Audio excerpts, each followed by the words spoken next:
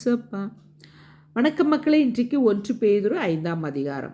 உங்களில் உள்ள மூப்பருக்கு உடன் மூப்பனும் கிறிஸ்துவின் பாடுகளுக்கு சாட்சியும் இனி வெளிப்படும் மகிமைக்கு பங்காளியுமாயிருக்கிற நான் புத்தி சொல்கிறது என்னவென்றால், உங்களிடத்தில் உள்ள தேவனுடைய மந்தையை நீங்கள் மேய்த்து கட்டாயமாய் அல்ல, மனப்பூர்வமாயும் அவலட்சணமான ஆதாயத்திற்காக அல்ல, உற்சாக மனதோடும் சுதந்திரத்தை இருமாப்பாய் ஆளுகிறவர்களாக அல்ல, மந்தைக்கு மாதிரிகளாகவும் கண்காணிப்பு செய்யுங்கள்.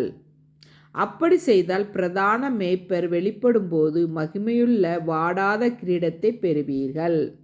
அந்தபடி இளைஞரை மூப்பருக்கு கீழ்ப்படியுங்கள். நீங்கள் எல்லாரும் ஒருவருக்கொருவர் கீழ்ப்படிந்து மனத்தாழ்மையை அணிந்து கொள்ளுங்கள். பெருமையுள்ளவர்களுக்கு தேவன் எதிர்த்து நிற்கிறார், தாழ்மையுள்ளவர்களுக்கோ கிருபை அளிக்கிறார். ஆகையால் ஏற்ற காலத்திலே தேவன் உங்களை உயர்த்தும்படிக்கு அவருடைய பலத்த கைக்குள் அடங்கியிருங்கள். அவர் உங்களை விசாரிக்கிறவரானபடியால் உங்கள் கவலைகளை எல்லாம் அவர் மேல் வைத்து விடுங்கள்.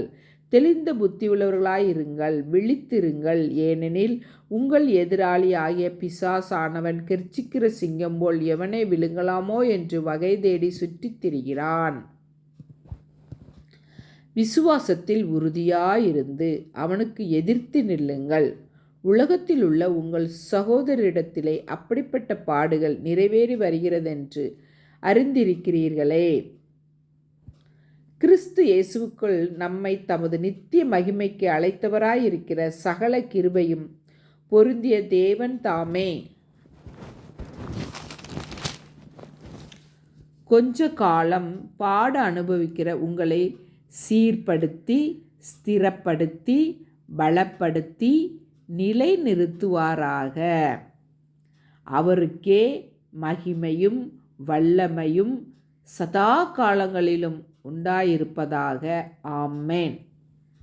உங்களுக்கு புத்தி சொல்லும்படிக்கும் நீங்கள் நிலை கொண்டு நிற்கிற கிருபை தேவனுடைய மெய்யான கிருபைதானான் என்று சாட்சியிடும்படிக்கும் நான் சுருக்கமாய் உங்களுக்கு எழுதி எனக்கு தோன்றுகிறபடி உண்மையுள்ள சகோதரனாகிய சில்வானுவின் கையிலே கொடுத்து அனுப்பியிருக்கிறேன். உங்களுடனே கூட தெரிந்து கொள்ளப்பட்டிருக்கிற பாபிலோனில் உள்ள சபையும் என் குமாரனாகிய மார்க்கும் உங்களுக்கு வாழ்த்துதல் சொல்கிறார்கள். ஒருவரை ஒருவர் அன்பின் முத்தத்தோடு வாழ்த்துதல் செய்யுங்கள். கிறிஸ்து இயேசுவுக்குள்ளான உங்கள் அனைவருக்கும் சமாதானம் உண்டாவதாக. ஆமென். மக்களே, இன்றைக்கு 1 பேதுரு 5ஆம் அதிகாரத்தை வாசித்திருக்கிறேன். ரொம்ப நல்லா இருக்குது பாருங்கள். ஒவ்வொரு வசனம் ரொம்ப சூப்பராக இருக்குது. மக்களே, இதை வாசித்து பாருங்கள். ஒவ்வொரு வார்த்தையும் ரொம்ப அழகாக அற்புதமாக இருக்கிறது. மக்களே, வீடியோ பிடிச்சிருந்தா லைக் பண்ணுங்கள், ஷேர் பண்ணுங்கள், சப்ஸ்கிரைப் பண்ணுங்கள். தேங்க்யூ.